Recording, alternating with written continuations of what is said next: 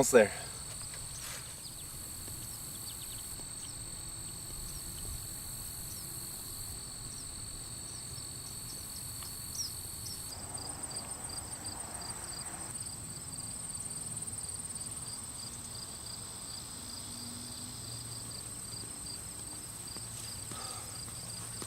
We're here.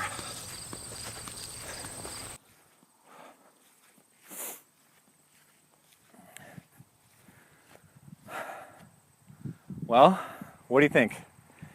Pretty amazing view, right? I just walked about a mile and a half maybe. It's a really hot day out. Don't really have that much water. I had to carry a bunch of camera gear up here. Again, a mile and a half. It wasn't that big of a deal, but I'm definitely a little bit uncomfortable, a little bit sweaty, a little bit tired. I thought this would be a great little kind of, illustration, if you will, of kind of the journey you're going to have to go through, whether you're grossly overweight or if you're in good shape and you want to go to great shape. That sort of journey that you're going to go on is very similar to the walk I just had. You're going to go ahead and start. You have a point in mind that you want to get to. You're going to have to take some time to go do it. You have to put some time, energy, and focus into it.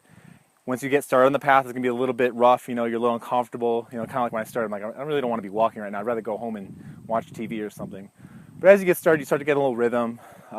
Same thing with like working out, eating right. You start to get a little bit of rhythm. You start to like fall into the same habits a little bit. It's exciting at first. Oh, I'm gonna lose that weight finally. And then you start to go on and on and on. And all of a sudden you get to a point where like you're actually starting to get close to your goal. You're starting to see real progress. You're starting to see your goal get closer and closer, like this hill that I'm on.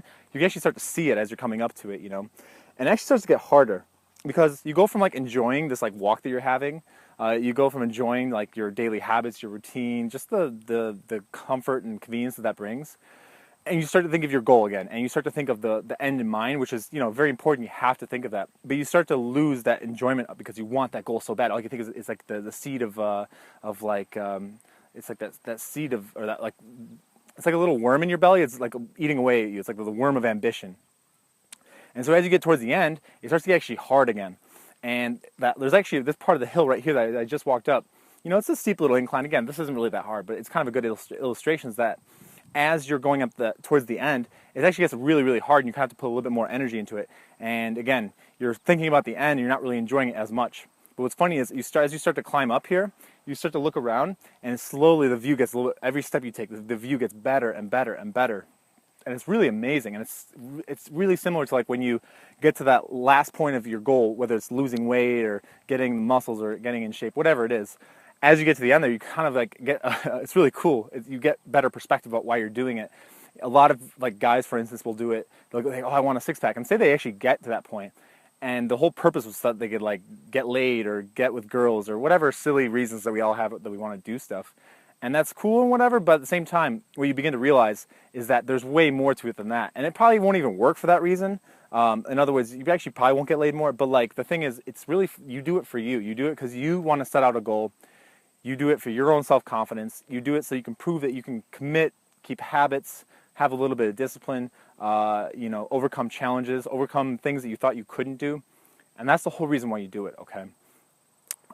Again, this video is not meant to like pump you up. And you can go, oh yeah, Andy's sweet. I'm gonna go like eat a carrot or fucking eat some celery. No, like that's not the point at all.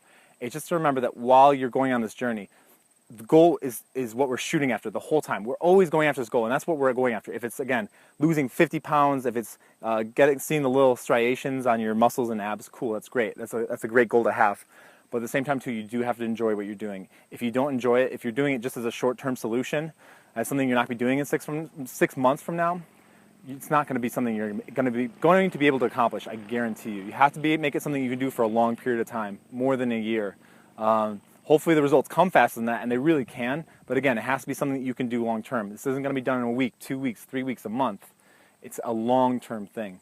So again, remember, as you're going through this, as you're watching my videos, as I'm giving you little tips here and there, if you're not enjoying yourself, there's something wrong. Figure out a way to make this enjoyable, whether it's making your own meals, working out, anything. Be creative, take a deep breath, remember why you're doing this, and I guarantee you success will come, but you just have to trust in that process.